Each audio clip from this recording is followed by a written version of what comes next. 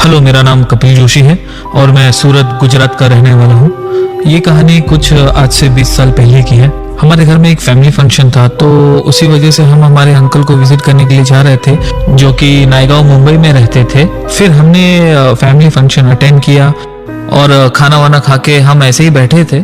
उस वक्त रात हो चुकी थी और पापा ने ऐसे ही बोला कि चलो कहीं सैर करके आते हैं, फिर घर चले जाएंगे। लेकिन इस बात को सुनकर मेरी चाची ने तुरंत मना कर दिया कि इस वक्त जाने की कोई जरूरत नहीं है, तुम सीधे घर चले जाओ।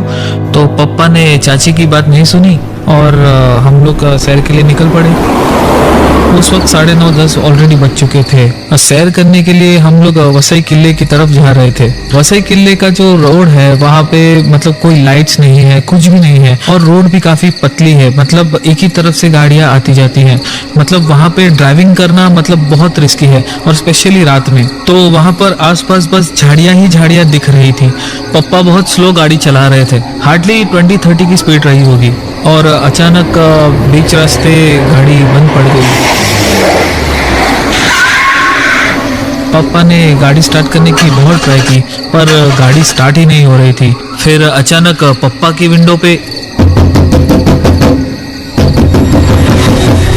जैसे गाड़ी की विंडो पे कोई जोर जोर से ठोक रहा है।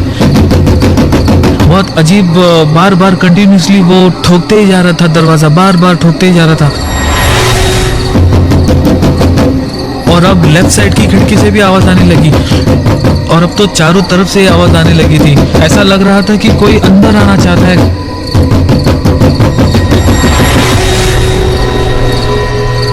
हमने खिड़की से देखा आसपास, लेकिन वहां पे कोई नहीं था। हम सब डर गए थे और सोच रहे थे कि अब क्या करें हम लोग। कुछ सेकंड्स के लिए आवाज बंद हो गई, फिर अचानक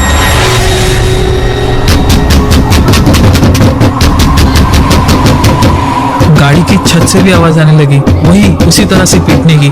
इसी आवाज के बीच बहुत दूर से हमें कुछ घोड़े दौड़ने की आवाज सुनाई दी। ऐसा लग रहा था कि वो घोड़े हमारी तरफ ही दौड़ के आ रहे हैं। धीरे धीरे आवाज बढ़ने लगी और एक टाइम तो ऐसा लगा कि घोड़े बिल्कुल हमारी गाड़ी के बगल में दौड़ रहे हैं। और जब हमने देखा तो वहाँ पे कोई नहीं था। घोड़ों के दौड़ने की आवाज तो आ रही है पर कोई दिखाई नहीं दे रहा है। फिर पापा ने अचानक गाड़ी स्टार्ट करने की फिर से कोशिश की और लकीली गाड़ी स्टार्ट हो गई।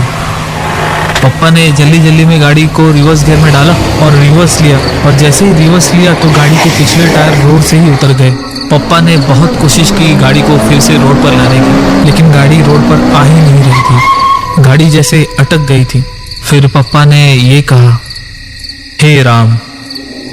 पापा ने हिम्मत जुटा के हमसे कहा कि बच्चों तुम लोग गाड़ी का स्टीयरिंग पकड़ के रखो और मैं नीचे उतरकर गाड़ी को पीछे से धक्का देता हूँ। पापा गाड़ी के नीचे उतरे और पीछे से धक्का देने लगे और बहुत कोशिश के बाद गाड़ी आगे बढ़ी और गाड़ी फिर से रोड पर आ गई।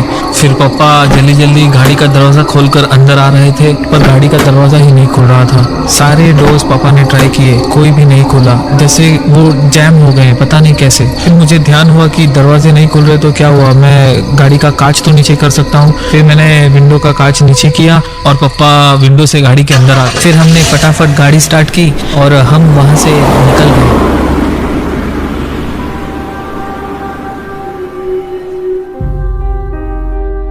उस रात जो हुआ वो हमारे साथ ही क्यों हुआ, वो मुझे आज तक समझ में नहीं आया।